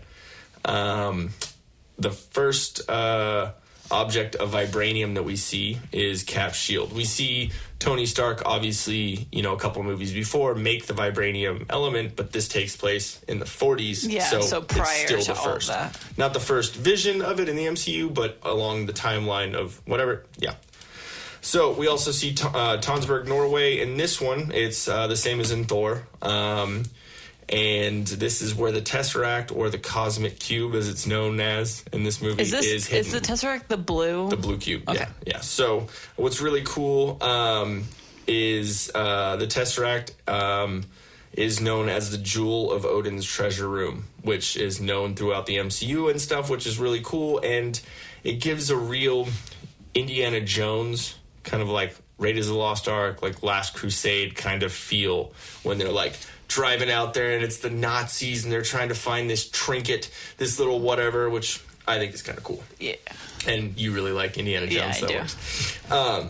So what's cool is we get to see the Stark Expo, as we saw in Iron Man 2. We get to see that in this one, but the first version of it. And we see the reversion tech flying car, when he has a little flying car and it breaks down. Oh, yeah. Reversion kind of sounds like repulsion. Oh. And it was his dad. See what I mean? Okay. So, like, his dad made this reversion technology to, like, so he just reworked float the car. Exactly. So he called it repulsion. So I thought that was kind of cool. And then as we were talking about the Cap serum, when his eyes blink open, but they stay blue instead of because it's green. Him staying as a human. Exactly. Well, in human form. The Stan Lee cameo in this one is during a press conference where Steve Rogers is receiving a medal. Stan Lee is a general, and in the brown suit, little hat and everything, he says, "I thought he'd be taller." I like that one. That one's funny. Talked about Armin Zola working for S.H.I.E.L.D. at the end, so it kind of sets up his appearance in Winter Soldier, which was cool. When Red Skull, when he gets killed, when the beam and he touches the Tesseract and he gets shot up or whatever, he's shot up in what looks like a Bifrost, transporting him to Vormir, where we see him in Infinity War, where he's guarding the stone. So it always looked like that to me. I was like, he got like disintegrated, but he could have just been transported. Yeah. So it's kind of cool. They bring it all back and fucking awesome. And then the post-credit scene is basically a trailer for Avengers. It's the same scene with Cap punching the punching bag and it exploding and going across the room, and he goes and grabs another one and picks it up. That's right. It's kind of cool. And he's basically talking to Fury about, where's this? I wrote it on here also.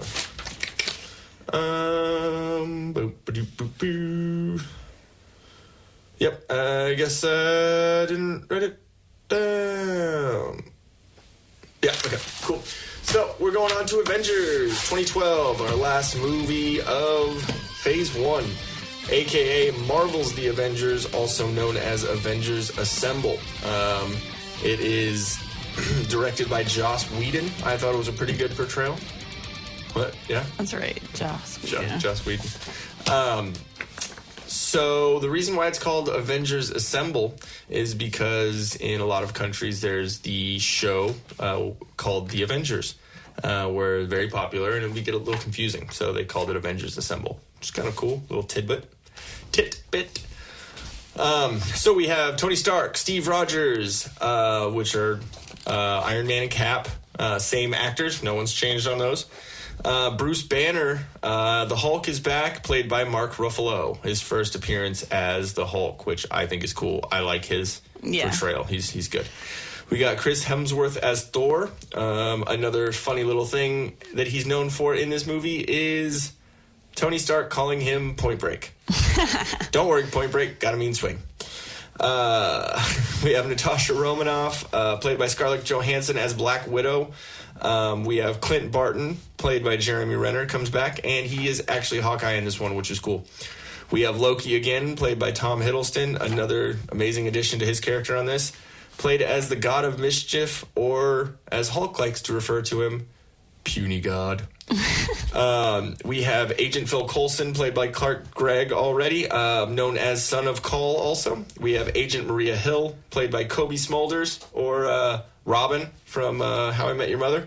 Yeah, I think she's kind of weird in this movie. She is, but that's her role. I think it fits. Kind of like a tomboyish. Yeah. It's still kind of attractive, but still tomboy. You know what I mean? Not Like really. that weird? No? Okay. Yeah, you just see her as Robin. I know, I don't like her. Robin Sparkles. Agent Robin Sparkles. No. So we have Dr. Eric Selvig again, Stellan Skarsgård. We have Nick Fury, the head of S.H.I.E.L.D. He is back to bring all of his Avengers together, which is what he's been trying to do since Iron Man. Hence assemble. Yes. News team, assemble! Let me get out my conch shell. Ron, we've been standing here literally the entire time that you've been talking. Squirrel moment. Okay, so then we have Pepper Potts, who is still played by Gwyneth Paltrow. I like You her. like Pepper a lot.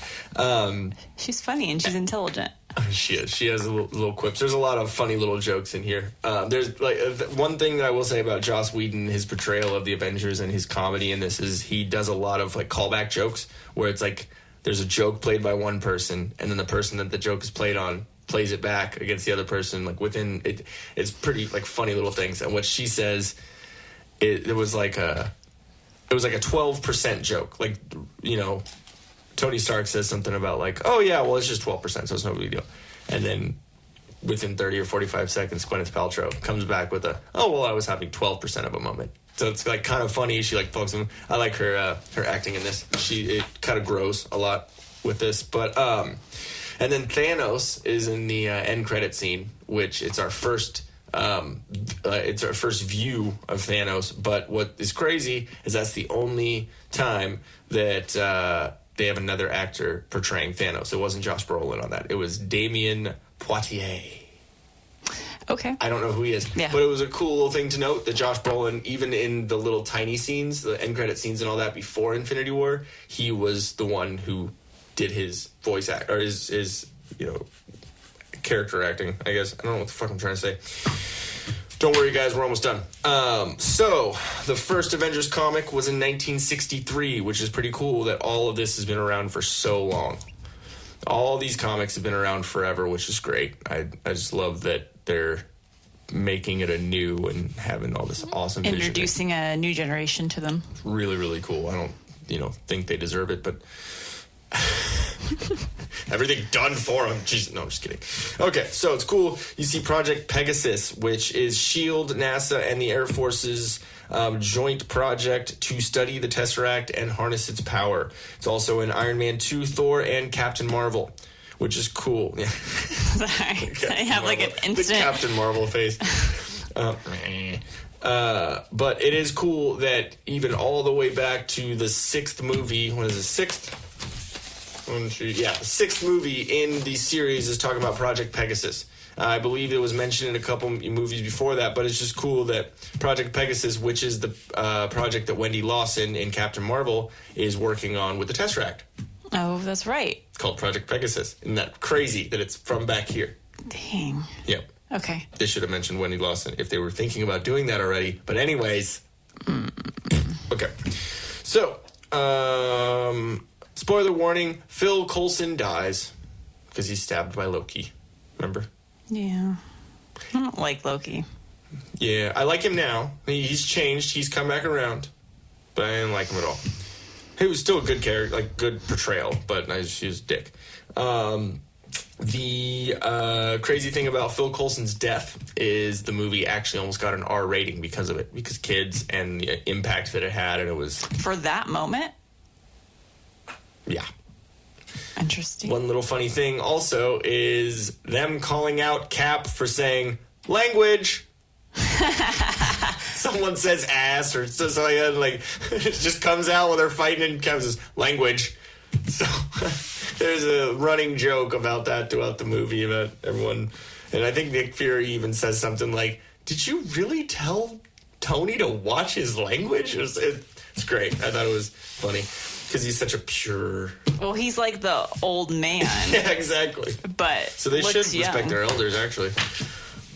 So Loki uses the Tesseract to brainwash Dr. Selvig and Hawkeye, and we see the brainwashing happen in that post-credit scene of Thor. Mm-hmm. That's where that ties into this. So it's kind of cool, and then we actually see him brainwash Hawkeye and actually tap on his thing. And at the end of the movie, he tries to tap on Iron Man, but he has the little thing. So it doesn't. Why doesn't this work? It's kind of funny. Like that? So the Cap in the gym in this movie is actually from the Captain America post-credit scene. So it's just literally gets taken away. So what's really cool about this is we see Iron Man in New York because he was originally in the first couple of movies, and he's in Malibu. Mm-hmm. So he has Stark Tower now in New York. Exactly. Which in the comics, Tony Stark was actually in New York the whole time. Oh, which is why he has California. Okay, yeah, which is why he has the connection to Peter Parker and Spider-Man and all that because he's always been in New York. Okay, so makes sense. John Favreau, when he first did the movies, he didn't want everything to be New York. He didn't. All these superhero movies are all New York or this or that. So he wanted to have a change. So he put him in Malibu. So that was like his directorial. Malibu makes sense for him though. Yeah, that fucking house, man. Yeah, it looks like a giant spaceship. That house is amazing. Spaceship. You were trying to say space shuttle. Yeah, spaceship. and then I said ship. Yeah. Sit. I don't know if you've ever played that game. Just hold your tongue. Say ship. You will be committing a sin of language. That was good. I like that. Nicely done. So, this is the first appearance of a Quinjet in the MCU. Those little jets they all fly around in. Yeah. Pretty cool. Little nod there. Also, the helicarrier, when it's in the water and those propellers start going and it lifts up, that is one of the coolest fucking things in all these movies. Those it's things like a are flying awesome. Elephant. It's a flying fucking island. Like that thing is. Did you just say a flying elephant? Yeah. It's like it's like Dumbo. Yeah. Oh, I'm calling those Dumbo from now on. Or Gonzo. Either one. A Gonzo. What if Gonzo flew and his little ears were his wings? Its little tail just spinning really fast. This is for his height. Like his ears are for up and down, and his tail is for like lateral forward and back. Yeah, exactly. Oh man. Thank you for that, baby. That was good. Okay, so one cool. I'm gonna come back to that in a second. Okay, so another thing, like I was talking about those jokes, those callback and this and that. There was one that Loki said to Fury, where said, "An ant has no quarrel with the boot." And then a couple minutes later, when Loki is captured and put in that big the empty space, that like if he drops it, he's just dropping to the earth, like that big prison cell kind of thing. Yeah, basic idea. And then Fury's standing there and goes, "Ant, boot." So I just thought it was fucking great. Also, like I said before, Mark Ruffalo takes Ed Norton's place. A really cool thing, a really cool callback to Ed Norton's portrayal of the Hulk and that whole movie is when Banner talks about trying to kill himself, like I was saying in the Hulk. Mm-hmm. There's a scene where Mark Ruffalo says, I tried to kill myself. I've already tried to do that. They're all talking about, what's going on, everything, having like a argument. And they said, I already tried to kill myself. Tried that once and didn't work. The big guy didn't let it happen. Kind of one of the alluding to that. So it was just kind of cool. A little callback to that movie. Also, there's another one of those callback jokes, where it says where Fury bets Cap that he wouldn't be surprised. $10 bet. We bet him. Or Cap says, "There's nothing that I can see right now that surprised me," or like something to that effect. And Nick goes, "Bet you $10." And so later when he sees the helicarrier, he walks on the helicarrier and just hands him $10. Like, doesn't say anything about it. Kind of cool. Okay. Yeah, I remember that scene, but I didn't remember why'd you get $10? Yeah, okay. So I thought that was kind of cool. Also, Banner talking about the Battle of Harlem, where he says, "Yeah, I kind of broke Harlem." Kind of funny. Because that's literally what they did. They just annihilated that. Kind of cool. During the Avengers argument, there's a couple little nods to other movies. Wrecking Asgard is a nod to Thor 2 with the Dark Elves, and also potentially Ragnarok. A lot of this Avengers, the argument during this is talking about Phase 2, which at this point when the movies were coming out is when Marvel first started calling it Phase 1, Phase 2, Phase 3. So it's kind of a cool call out to that. And then they're talking about everyone is on a list that is referring to the Winter Soldier, where they're talking about everyone's documented. Remember, they're all trying to kill a bunch of people with the helicarriers. Mm-hmm. Everyone's on a list. Oh. It's kind of cool. And it's Phase 2, so that is pretty cool. Also, the Mind Stone affecting everyone.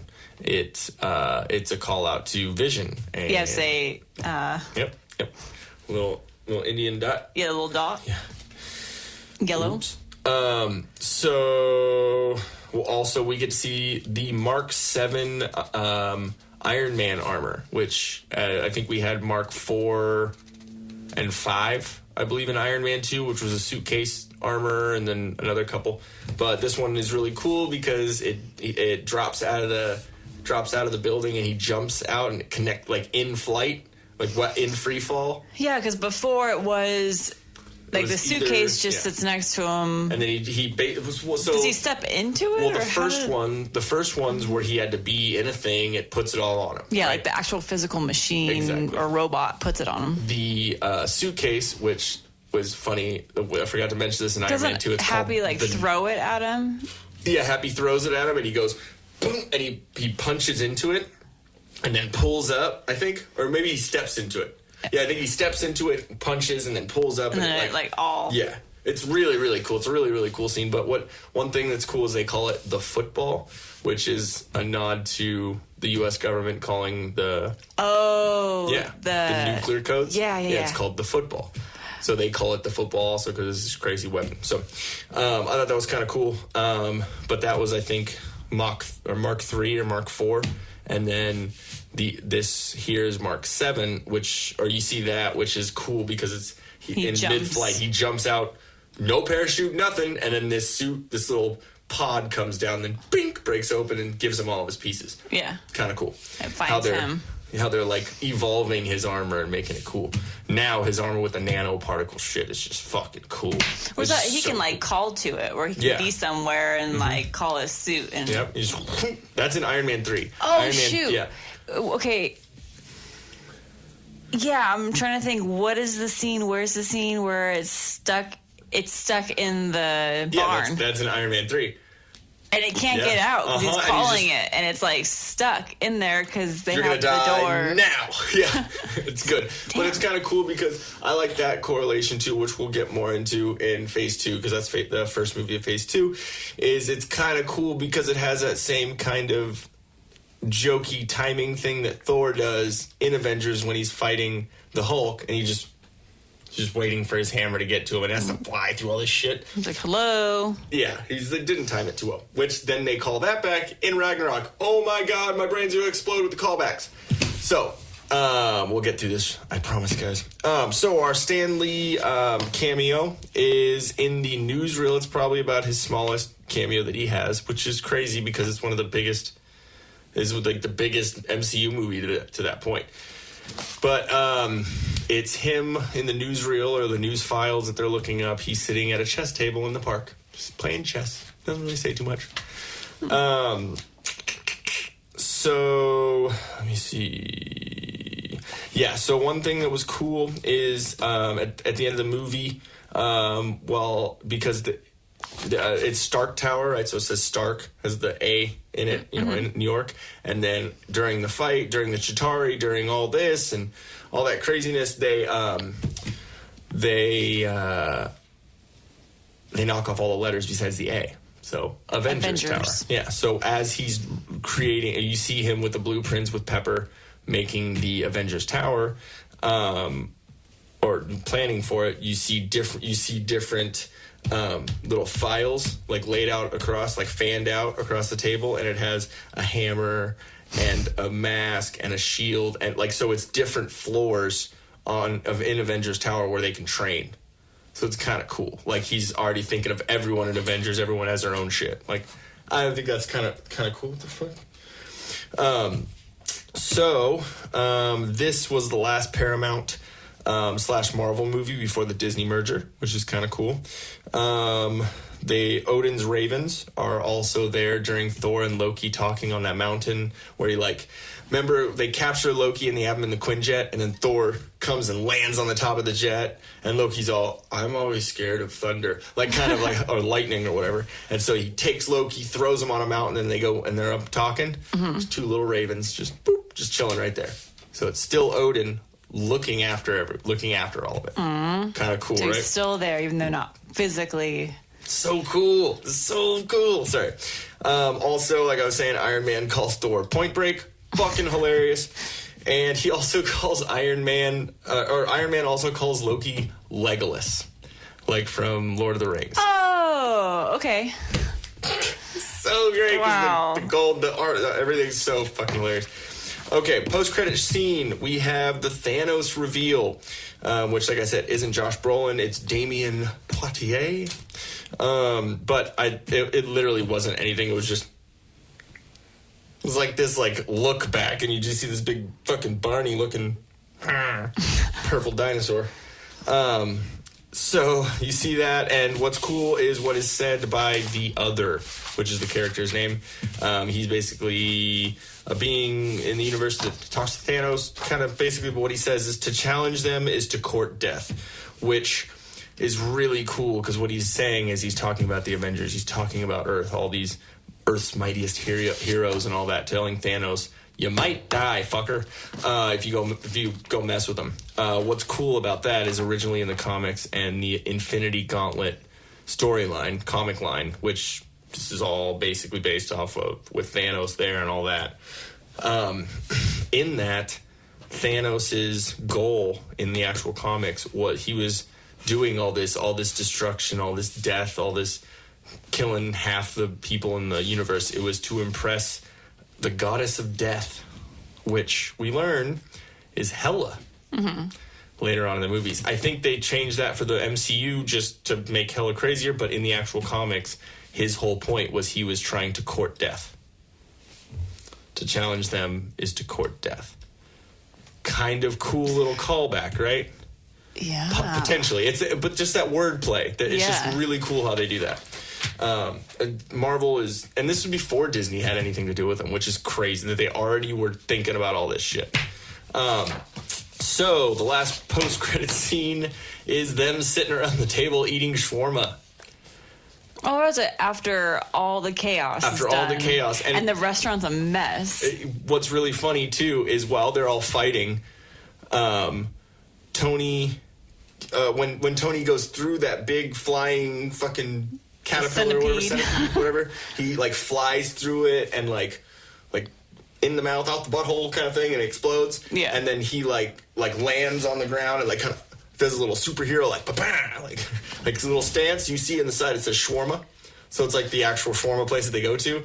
And if you when he comes back from going in the wormhole, throwing the nuke up there, going to the wormhole, and when he comes back and he lands and they're all trying to wake him up, and Hulk just just yells really loud, and he wakes up. He goes, that was a shawarma place. Or like it's like he says he wants to go eat shawarma, and so the very end of the movie is them sitting there eating shawarma, not saying a word, just eating. Funny thing about that was a reshoot.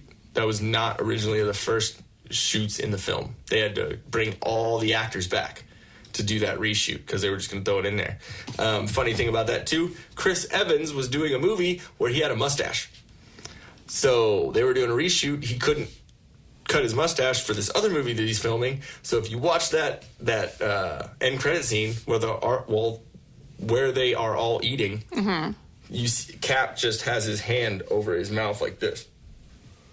Doesn't say a word. Just so he's hiding his mustache. It's funny, like knowing like little back behind the scenes kind of things. So, ending it on Cap's mustache. Thank you very much for sitting through all of this. Jesus. This is almost a 2-hour podcast. Yes, this is our longest one. I'm sorry that I made you sit here through all this, babe. You said this was going to be extensive.